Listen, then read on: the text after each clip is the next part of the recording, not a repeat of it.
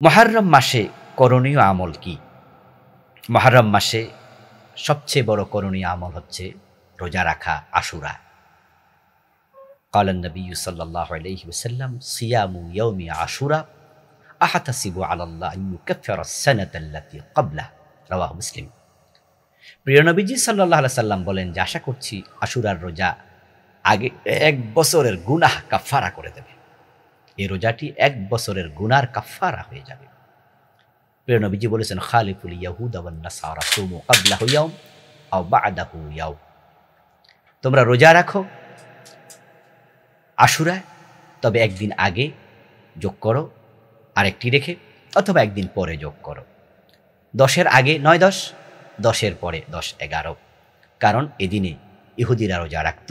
প্রিয় নবী বলছেন তাদের থেকে একটু মুখালাফাত করো, তাদের থেকে একটু ব্যতিক্রম করো। এরপরে মুহররমের তাৎপর্য নিয়ে আলোচনা হতে পারে। আমরা জানি যে মুহররমের ১০ তারিখ আশুরা হচ্ছে ইসলামের বিজয় গাথার, গৌরব গাথার বর্ণনা। এদিন আল্লাহ তাআলা মূসা আলাইহিস সালামকে মুক্তি দিয়েছেন। ফেরাউনকে তিনি বাহরে আহমার, লোহিত সাগরে ডুবিয়ে মেরেছেন। ইসলামের বিজয়ের সূচনা হয়েছিল এই দিবসে।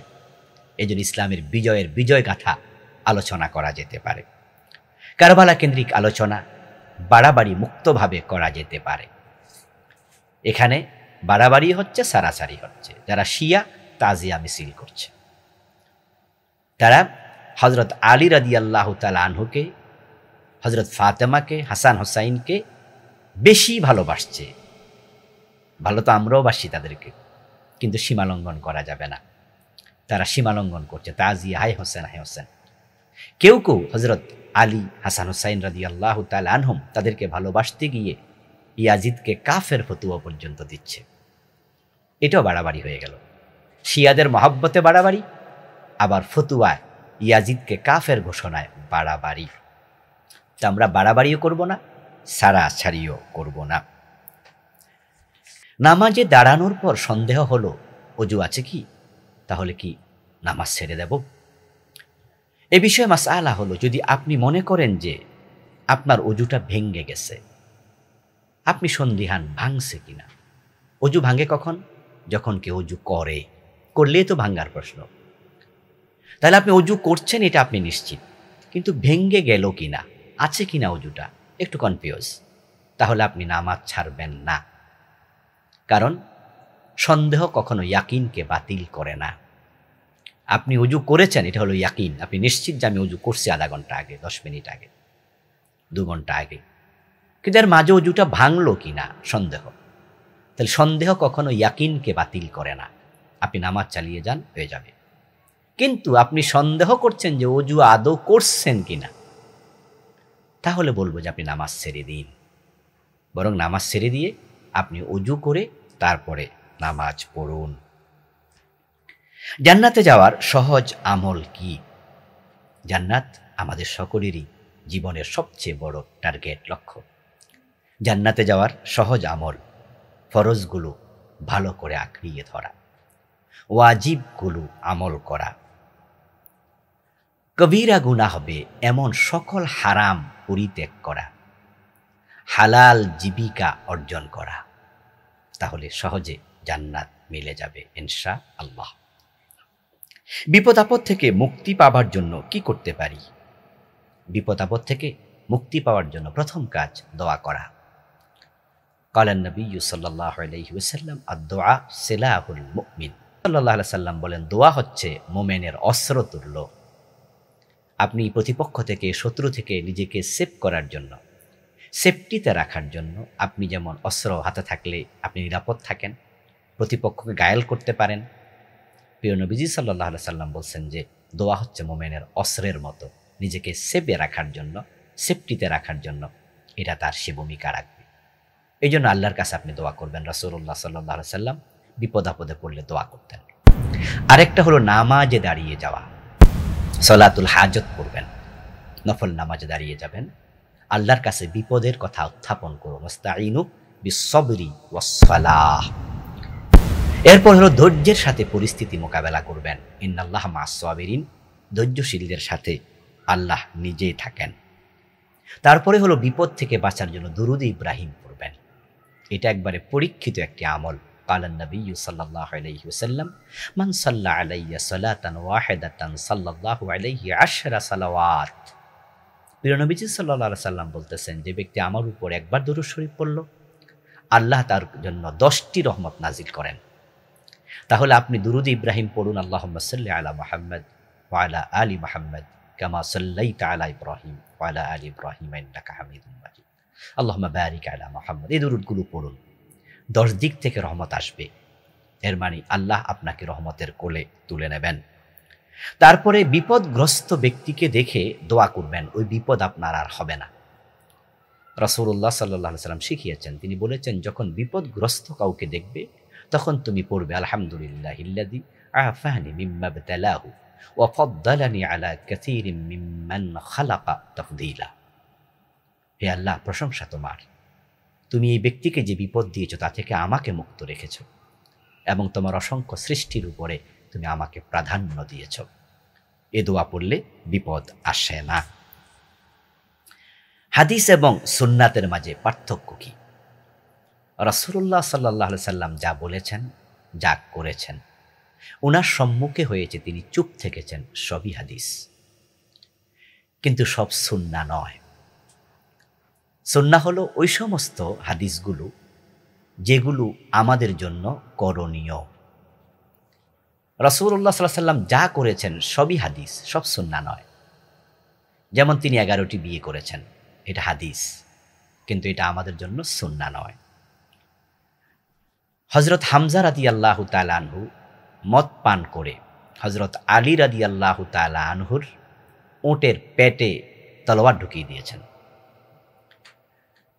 রাসূলুল্লাহ চাচা হযরত আব্বাস বা হামজা, আমি একটু কনফিউজ, রাসূলের সাহাবী চাচা, হযরত আলী উনার ভাতিজা। হযরত আলীর ওট একবারে পেট ছিঁড়ে ফেলছে। তাহলে হযরত হামজা অথবা হযরত আব্বাসের কথা বললাম রাদিয়াল্লাহু তাআলা আনহুমা, মদ পান করেছেন। এখন এটা হাদিস, বুখারীতে আছে, কিন্তু সুন্নাহ নয়, কারণ মদ পান করা এখন হারাম, অথচ হাদিসে এই ঘটনা আছে। তাহলে হাদিসে যা পাবেন সেটাই সুন্নাহ নয়। রাসূলুল্লাহ সাল্লাল্লাহু আলাইহি সাল্লাম একবার দাঁড়িয়ে প্রস্রাব করেছেন। তিরমিজির কিতাবুত তাহারাতের শুরুতে আছে, আতান নবী সাল্লাল্লাহু আলাইহি ওয়াসাল্লাম সাবাতাতা কওমিন ফাবালা কাইমা। প্রিয় নবী কোনো এক কওমের আবর্জনার জায়গায় গেলেন এবং দাঁড়িয়ে প্রস্রাব করলেন। এই হাদিস পাওয়ার পরেই কি আপনিও দাঁড়িয়ে প্রস্রাব করবেন নাকি? না। তাহলে এটা হাদিস, কিন্তু সুন্নাহ না। রাসূলুল্লাহ সাল্লাল্লাহু আলাইহি সাল্লাম জুতা পায়ে দিয়ে নামাজ পড়েছেন, সাহাবারাও পড়েছে। এর মানে জুতা পায়ে দিয়ে নামাজ পড়া জায়েজ, কিন্তু সুন্নাহ নয়। তো সুন্নাহ হলো ওই সমস্ত কাজ যেগুলো প্রিয় নবীজি করেছেন এবং সাহাবায়ে কেরাম এটা দেখে দেখে করেছে, আমরাও সেটা দেখে দেখে করব, এবং এর সাথে ইবাদতের সম্পর্ক, সুন্নাহর সওয়াবের সম্পর্ক, এই সমস্ত কাজ হলো সুন্নাহ। আর যেগুলো হাদিস, কোনো হাদিস সুন্নাহ, আবার কোনো হাদিস হাদিস কিন্তু আমলযোগ্য নয়, সুন্নাহ নয়। প্রশ্ন, হিন্দুদের হোলি উৎসবে মুসলমানদের অংশগ্রহণ করার বিধান কি? একজন মুসলিমের জন্য অমুসলিমদের যে কোনো ধর্মীয় অনুষ্ঠানে অংশগ্রহণ করা নিষিদ্ধ। কারণ মুসলমান এবং অমুসলিম এ দুটা তো ধর্মের কারণেই আলাদা হয়েছে। তো একজন মুসলিম হয়ে অমুসলিমের ধর্মীয় উৎসবে আপনি কিভাবে অংশগ্রহণ করেন? আল্লাহ তাআলা পবিত্র কোরআন মাজিদে আমাদেরকে বলেছেন, লাকুম দীনুকুম ওয়ালিয়া দীন। নির্দেশনা দিয়েছেন তিনি, তোমাদের ধর্ম তোমাদের, আমার ধর্ম আমার। এজন্য তাদের পারিবারিক অনুষ্ঠানে আপনি যেতে পারবেন, সামাজিক অনুষ্ঠানে যেতে পারবেন, বিপদ আপদে সহযোগিতা করতে পারবেন। তারা বিবাহ শাদীতে দাওয়াত দিলে সেটা তো আপনি যেতে পারবেন। খাবার গ্রহণ না করাই ভালো। যদি মুসলিম কোনো পাকশি রান্না করে তাহলে সেটা খাবার গ্রহণ করা যেতেও পারে, মুত্তাকিদের জন্য এড়িয়ে যাওয়া উত্তম। কিন্তু তাদের হোলি উৎসব বা অন্য কোনো ধর্মীয় উৎসবে অংশগ্রহণ করা নিষেধ এবং এটা হারাম। তাদের ধর্মীয় উৎসবে অংশগ্রহণ করার মানে হলো আপনি তাদের ধর্মকে বাতিল মনে করেন না। বরং তাদের ধর্মীয় উৎসবে অংশগ্রহণ করে তাদের ধর্মকে আপনি সাপোর্ট করছেন, প্রমোট করছেন, তাই সেটা হারাম, এটা করা যাবে না। হোয়াটসঅ্যাপ বা মেসেঞ্জারে কেউ যদি সালাম লিখে পাঠায়, তার জবাব দেয়া কি ওয়াজিব? হোয়াটসঅ্যাপ বা মেসেঞ্জারে যদি কেউ সালাম দেয়, তাহলে আপনি সালামটা লিখে জবাব দেয়া ওয়াজিব নয়, তবে আপনি মৌখিকভাবে জবাব দিতে হবে, দেয়া উচিত। আপনি যখন সালাম লেখাটা দেখবেন তখন আপনি বলুন ওয়ালাইকুম আসসালাম, দায়িত্ব আদায় হয়ে গিয়েছে। তবে হ্যাঁ, যদি আপনি সেখানে লিখে জবাব দেন তাহলে সেটা উত্তম। প্রশ্ন: শিশুদের দুধ পান করানোর সর্বোচ্চ সময়সীমা কত বছর? বাচ্চাদেরকে তাদের মায়েরা দুধ পান করাবে 2 বছর। আল্লাহ তাআলা কোরআন মাজিদে একাধিক আয়াতে 2 বছর দুধ পানের সীমা তিনি বলেছেন। একটি আয়াত আল্লাহ তাআলা বললেন, ওয়াল ওয়ালিদাত ইউরদিউনা আওলাদাহুন্না হাওলাইনি কামিলাইন। মায়েরা তাদের সন্তানদেরকে দুধ পান করাবে পরিপূর্ণ 2 বছর।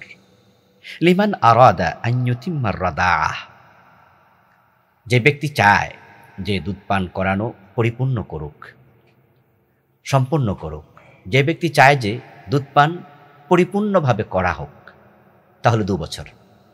এখানে আল্লাহ তাআলা কিন্তু বলে দিলেন, দুধ পান করানোর সীমা যদি কেউ পূর্ণ করতে চায় তাহলে 2 বছর যেন দুধ পান করায়, এর বেশি নয়। অন্য আয়াতে আল্লাহ তাআলা বলছেন, ওয়া হামলুহু ওয়া ফিসালুহু 30 শাহরা, গর্ভধারণ এবং দুধ পান বন্ধ করানো এ দুটা মিলে 30 মাস। এখন এই 30 মাস পুরোটাই কি দুধ পান করাবেন? তাহলে গর্ভধারণ কোথায় হলো? হামলুহু ওয়া ফিসালুহু, আল্লাহ দুটি বিষয় বলেছেন। মায়েরা সন্তান পেটে ধারণ করবে এবং দুধ পান করিয়ে দুধ ছাড়াবে, দুটা মিলে 30 শাহরা, 30 মাস। এখান থেকে 6 মাস সর্বনিম্ন গর্ভধারণের বয়স উলামায়ে কেরাম আলাদা করে দিয়েছেন। তাহলে দুধ পান করাবেন তাহলে 24 মাস, অর্থাৎ 2 বছর। আল্লাহ তাআলা সূরা লোকমানে আরও একটু স্পষ্ট করে বলেছেন, ওয়া ফিসালুহু ফি আমাইন, যে সন্তানকে দুধ পান করিয়ে শেষ করবে 2 বছরে। তাহলে ওখানে হামলুহু ওয়া ফিসালুহু 30 শাহরা, 30 মাস, 2.5 বছর। সেখান থেকে 6 মাস বাদ দিলে থাকলো 2 বছর। আর এই আয়াতে আল্লাহ সরাসরি বললেন ওয়া ফিসালুহু ফি আমাইন। তাই কোরআনের নির্দেশনা 2 বছর, এর বেশি দুধ পান করানো যাবে কি না এ বিষয়ে উলামায়ে কেরামের বক্তব্য হলো, আল্লাহ যেহেতু বলেননি এর চেয়ে বেশি করিও না, অথবা রাসূলুল্লাহ সাল্লাল্লাহু আলাইহি সাল্লামও বলেননি এর চেয়ে বেশি সন্তানদেরকে দুধ পান করানো নিষেধ বা করাবে না। তাই যদি কেউ করাতে চায়, সন্তান দুর্বল থাকে অথবা খাবার দাবার গ্রহণ করে না, এ অবস্থায় কোনো কোনো আলেম বলেছেন করালে গুনাহ হবে না, 2 বছরের বেশি পান করাতে পারবে, গুনাহ হবে না, যেহেতু নিষেধাজ্ঞার কোনো হাদিস বা আয়াত নেই। তবে আল্লাহ তাআলা বারবার 2 বছর বলাতে বোঝা যায় যে 2 বছরই করানো উচিত, আল্লাহর নির্দেশনাটা ফলো করা উচিত। চিকিৎসা বিজ্ঞানও বলেছে সন্তানদেরকে 2 বছরের বেশি দুধ পান করালে সন্তানের মনোজগতে বিরূপ প্রভাব পড়ে, মস্তিষ্কের একটু ক্ষতি হয় এবং দুধটা তখন একবারে তৃপ্তিদায়ক হয় না এবং দুধে যেই পুষ্টিগুণগুলো আছে সেগুলো ধীরে ধীরে নষ্ট হতে থাকে, দাঁতের ক্ষতি হতে পারে। এই জন্য চিকিৎসা বিজ্ঞানও বলেছে 2 বছরের বেশি দুধ পান না করানোই ভালো। তবে আমাদের দেশে কেউ বলেন যে মেয়ে হলে 2.5 বছর, ছেলে হলে 2 বছর। আসলে কোরআন এবং হাদিসে এভাবে আলাদা করে কোনো বর্ণনা পাওয়া যায় না, এটা কোনো কোনো আলেম বলেছেন। মোবাইলের মাধ্যমে বিবাহ পড়ানো হলে সে বিবাহ বৈধ হবে কিনা? বিবাহ বৈধ হওয়ার জন্য রোকন হলো 2টি, একটা হলো ইজাব আর একটা হলো কবুল। আর মৌলিক শর্ত হলো একটি, সেটা হচ্ছে 2 জন সাক্ষী থাকা। যদিও কোনো কোনো আলেম মেয়ের অভিভাবকের উপস্থিতির কথাও বলেছেন।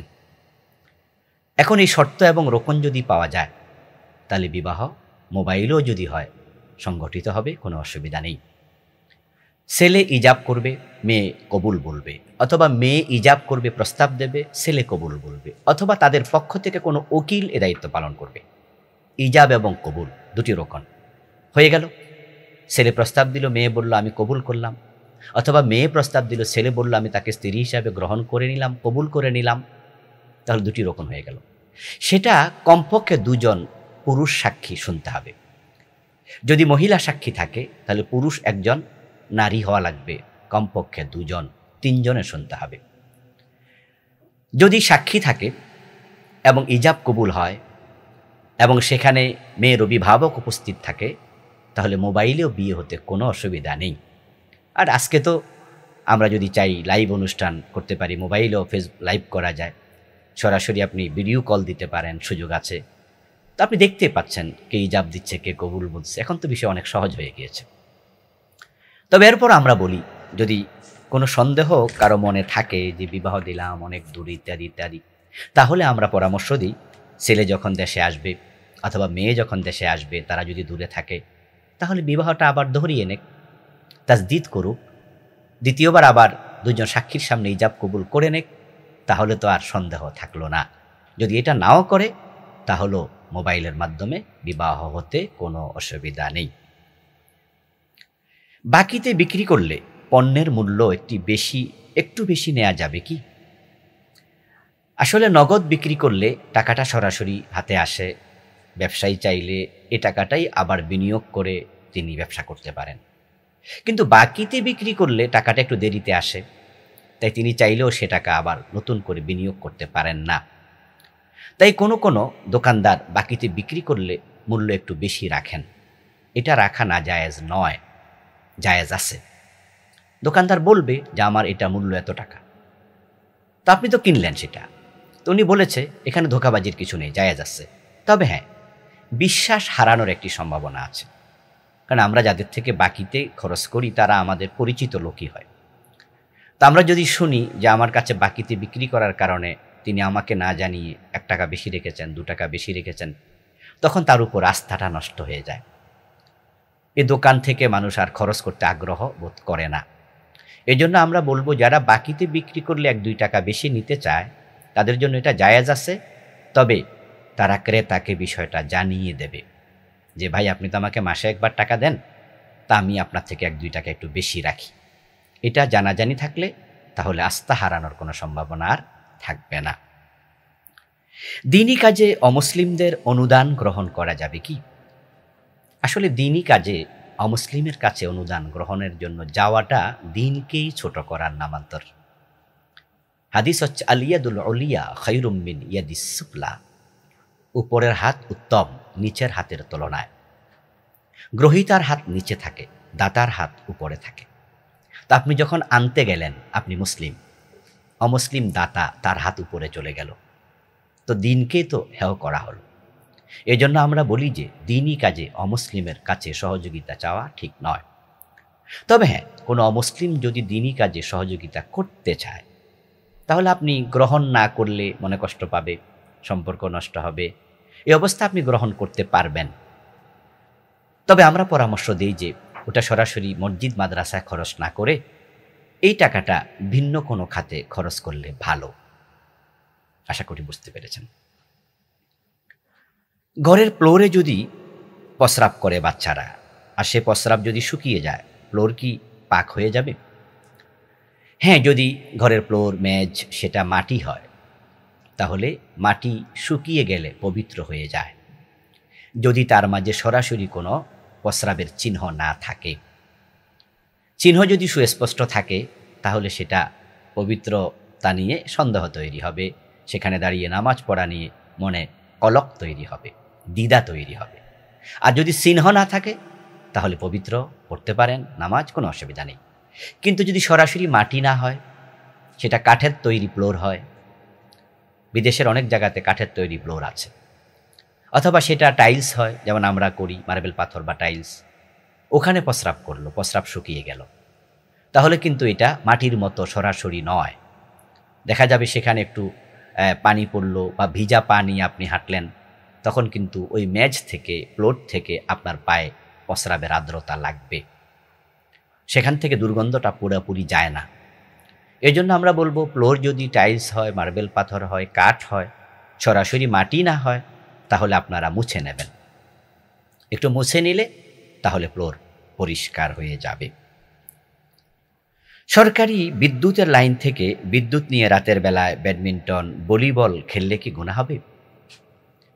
যদি আপনি সরকারি লাইন থেকে রাতের বেলায় বিদ্যুৎ ইউজ করেন আর সেটা আপনি বিল পরিশোধ না করেন, তাহলে সরকারের তো আলাদা কোনো বডি নাই, আলাদা কোনো স্ট্রাকচার নেই, এমন না যে সরকার কোনো ব্যক্তি।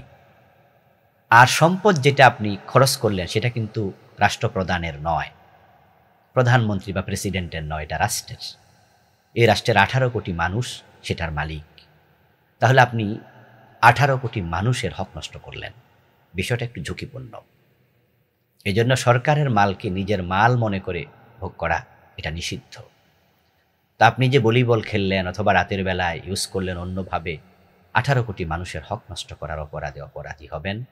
এই জন্য আমরা বলবো এই জাতীয় খামখেয়ালি কাজ করা যাবে না। অমুসলিম যদি সালাম দেয় অথবা আমরা কোনো অমুসলিমকে সালাম দিতে চাই, এ বিষয়ে শরীয়তের বিধান কি? অমুসলিম যদি ইহুদি বা খ্রিস্টান হয় তাহলে আপনি সালামের জবাব দিন। রাসূলুল্লাহ সাল্লাল্লাহু আলাইহি ওয়াসাল্লাম বলেছেন, ইযা সাল্লামা আলাইকুম আহলুল কিতাব ফাকুলু ওয়া আলাইকুম। ইযা সাল্লামা আলাইকুম, যখন তোমাদেরকে সালাম দেবে কোনো আহলে কিতাব, ইহুদি খ্রিস্টান, তোমরা জবাবে বলো ওয়া আলাইকুম। ওয়া আলাইকুমুস সালাম বলবেন না, শুধু ওয়া আলাইকুম। কিন্তু তারা যদি আহলে কিতাব না হইয়া মুশরিক হয়, হিন্দু হয়, মূর্তি পূজক হয়, পৌত্তলিক হয়, অগ্নি পূজক হয়, তাহলে তাদের সালামের জবাব না দিয়ে এড়িয়ে যান। অথবা আপনি বলতে পারেন ওয়া আলাইকুম আসসালাম আলা মানিত্তাবা আল হুদা, বা ওয়াসসালামু আলা মানিত্তাবা আল হুদা। এভাবে জবাব দেওয়ার বিষয়ে কোনো কোনো আলেম মতামত ব্যক্ত করেছেন। আর তাদেরকে সালাম দেয়া একবারই নিজ থেকে, এটা ঠিক নয়। সালাম মানি শান্তি বর্ষিত হওয়ার দোয়া। তারা আল্লাহর উপর তো বিশ্বাসই রাখে না, আল্লাহর সাথে শিরক করে, তো আল্লাহর পক্ষ থেকে শান্তির দোয়া কিভাবে করা যায়?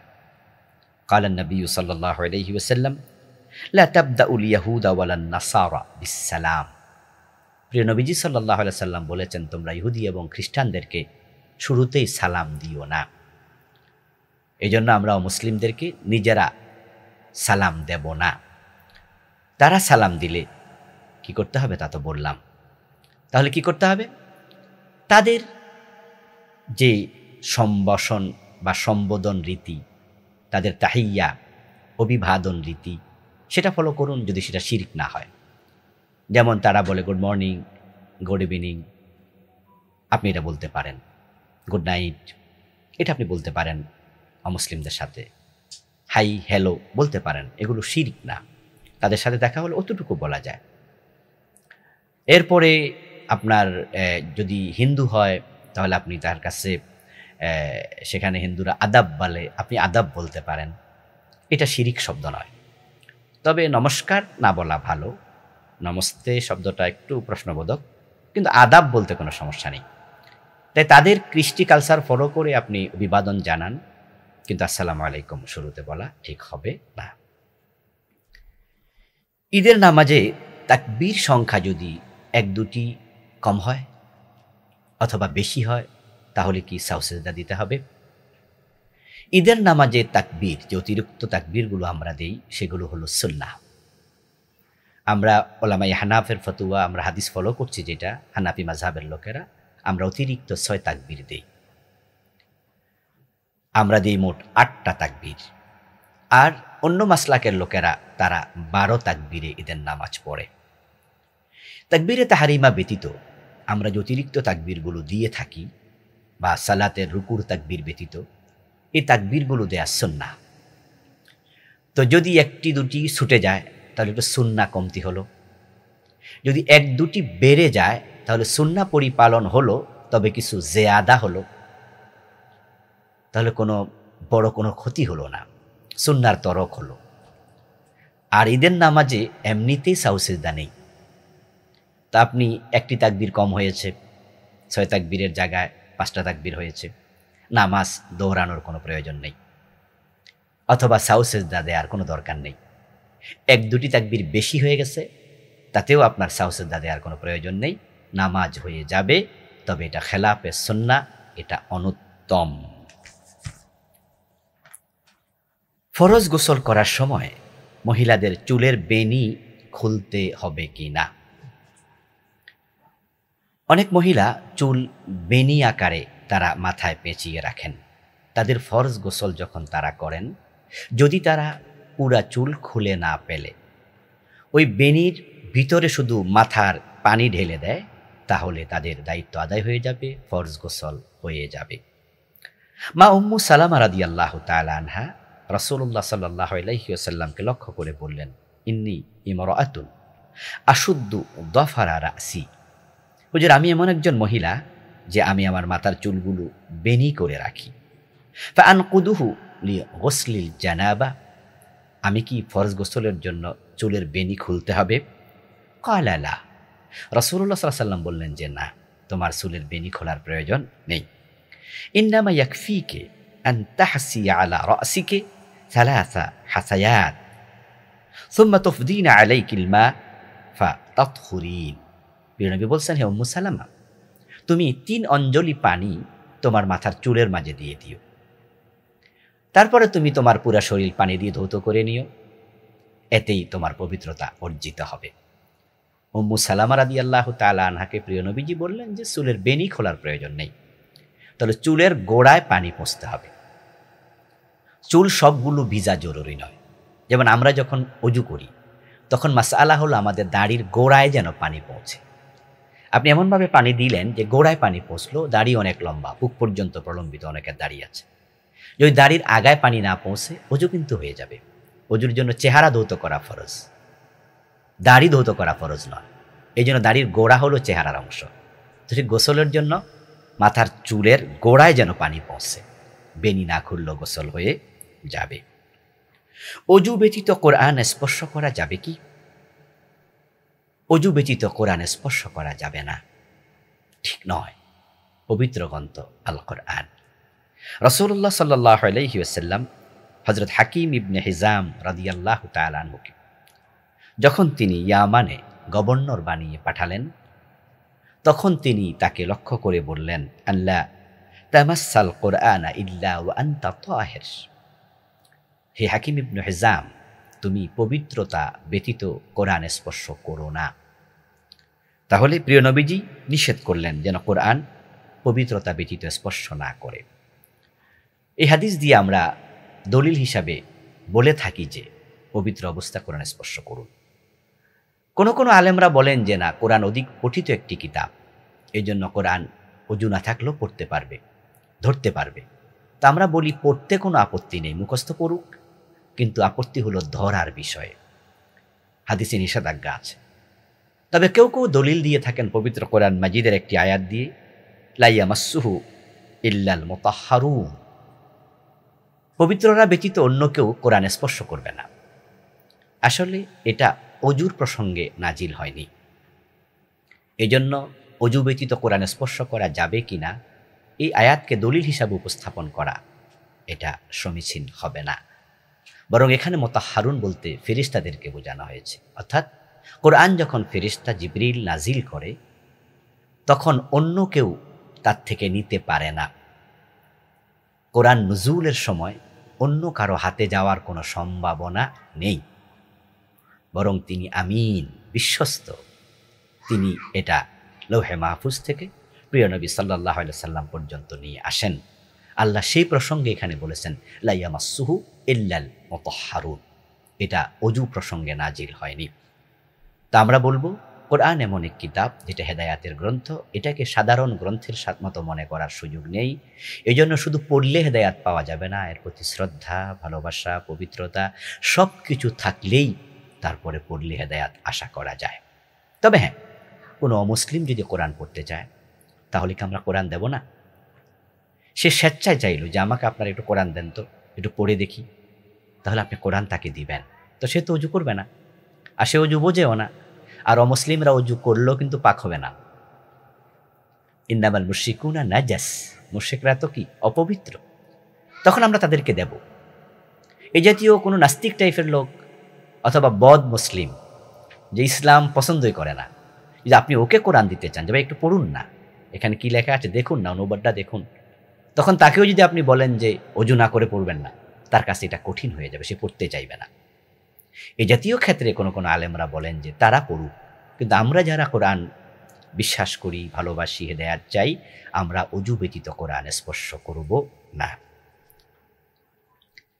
স্ত্রী যদি স্বেচ্ছায় বিনা কারণে ডিভোর্স চায়, সে স্ত্রী কি মহারানা পাবে? যদি বিনা কারণে কোনো স্ত্রী তার স্বামীর কাছে তালাক চায়, তাহলে তার উচিত তার স্বামীকে মহারানা ফিরিয়ে দেয়া। যদিও স্বামী স্ত্রী যখন বাসর ঘর যাপন করে, তখন স্ত্রীকে খলওয়াতে সাহিহা, বাসর ঘরে একান্তে পেলেই মহারানা আদায় করা ফরজ হয়ে যায়। এটা স্ত্রীর অধিকার, হক, এটা তার প্রাপ্য, আপনি তাকে দিয়েছেন। কিন্তু কোনো এক সময় সে বলল যে আমি তোমার সংসার করব না, অথচ আপনার কোনো দোষ নেই। এখন সে চলে গেলে আপনি আরেকটি বিয়ে করতে হবে। এখন ওই মহিলাকে আপনি মোহর দেবেন, এত টাকা আপনার নাও থাকতে পারে, অথবা আপনি কেন লজ দেবেন, আপনি তো দোষী নন। এই অবস্থায় ওই নারীর উচিত বিনা দোষে যদি তালাক চায়, স্বামীকে মোহর ফিরিয়ে দেয়া। এ বিষয়ে সাবিত ইবনে কাইস রাদিয়াল্লাহু তাআলা আনহুর স্ত্রীর একটি হাদিস আছে। উনার স্ত্রী রাসূলুল্লাহ সাল্লাল্লাহু আলাইহি ওয়াসাল্লামের কাছে গিয়ে বললেন, ইয়া রাসূলুল্লাহ, সাবিত ইবনে কাইস আমার স্বামী, কিন্তু আমি তার সংসার করতে চাই না। তবে তার কোনো দোষ বর্ণনা করা, এটাও আমি পছন্দ করি না। আবার তার সাথে একত্রে থাকব, কিন্তু আনুগত্য করতে পারবো না, এটাও আমার ভালো লাগে না। বরং আমি তার থেকে তালাক চাচ্ছি। রাসূলুল্লাহ সাল্লাল্লাহু আলাইহি ওয়াসাল্লাম তখন সাবিত ইবনে কাইস রাদিয়াল্লাহু তাআলা আনহু স্ত্রীকে লক্ষ্য করে বললেন, আতারুদ্দিনা আলাইহি হাদিকাতাহু? ক্বালাত নাম। তাহলে সে তোমাকে বাগান দিয়েছিল? আল্লাহর নবী এটা জানতেন, মোহর হিসাবে তাকে বাগান একটি দিয়েছে হযরত সাবিত ইবনে কাইস। তুমি কি তার বাগান তাকে ফিরিয়ে দেবে? ওই মহিলা জবাব দিল, হ্যাঁ, আমি তার বাগান তাকে ফিরিয়ে দিতে আমি রাজি আছি। ফাকাল নবী সাল্লাল্লাহু আলাইহি ওয়াসাল্লাম, ইকবালিল হাদিকা ওয়া তাল্লিকহা তাতলিকা। প্রিয় নবী তখন হযরত সাবিত ইবনে কাইসকে বললেন, তুমি বাগানটা ফিরিয়ে নাও, গ্রহণ করো, আর তাকে এক তালাক দিয়ে বিদায় করে দাও। এই হাদিস দিয়ে বোঝা যায়, স্বামীকে বিনা দোষে তালাক দিলে, ডিভোর্স করলে মহারানা ফিরিয়ে দেয়া উচিত। বাচ্চাকে বুকের দুধ খাওয়ালে অথবা বাচ্চার প্রস্রাব যদি হাতে লাগে, এতে কি অজু ভেঙে যাবে? না, বাচ্চাকে বুকের দুধ খাওয়ালে অজু ভাঙবে না। মাথা থেকে কাপড় সরে গেলে অজু ভাঙবে না। হাঁটুর উপরে কাপড় উঠে গেলে অজু ভাঙবে না। কারো প্রস্রাব যদি আপনার গায়ে লাগে, অজু ভাঙবে না। তবে হ্যাঁ, প্রস্রাবটা আপনি ধুয়ে নেবেন। আমি যেগুলো বললাম অজু ভাঙ্গার কারণের ভিতরে এগুলো পাওয়া যায় না। স্ত্রী যদি পরকীয়া করে, স্বামী তা জানতে পারে, স্বামীর করণীয় কি? বড় দুঃখজনক প্রশ্ন। একজন ভাই জানতে চেয়েছেন। আসলে এটা বড় কষ্টের কারণ। স্বামী থাকা অবস্থায় নারী অন্য পুরুষের সাথে সম্পর্ক রাখবে। যদি সে জেনা ব্যভিচার পর্যন্ত চলে যায়, তাহলে তার জন্য স্বামী তাকে তালাক দিতে পারে। এমন চরিত্রহীন নারীকে তার ঘরে রাখবে, রুচিতেও বাঁধতে পারে। এ জাতীয় যদি জেনা ব্যভিচার পর্যন্ত পৌঁছে যায়, কারো স্ত্রী তাকে তালাক দিতেই পারে, জায়েজ আছে। আর যদি ওই পর্যন্ত না পৌঁছে, হয়তো মোবাইলে কথা বলেছে, অথবা পাশের ফ্ল্যাটে থাকে, কিছু গল্পগুজব করছে, এটাই প্রেম পর্যন্ত পৌঁছে গেছে, তবে জেনা পর্যন্ত পৌঁছেনি, তাহলে আমরা বলবো তালাক না দিতে। বরং ওই মহিলার বাবা, ভাই, অভিভাবক যারা আছে তাদেরকে সাথে নিয়ে বসে তাকে সতর্ক করা, অথবা পার্সোনালি তাকে সতর্ক করা, এইভাবে তাকে ইসলামের দিকে, হকের দিকে ফিরে আসার জন্য দাওয়াত দিতে থাকা, এটাই উত্তম। এবং তাকে প্রয়োজনে বলে দেয়া, তুমি যদি সম্পর্ক ওই ছেলের সাথে বিচ্ছিন্ন না করো, তাহলে আমি তোমাকে তালাক দিতে বাধ্য হব। কিন্তু অতটুকুতেই তালাক দিয়ে দেয়া ঠিক হবে না।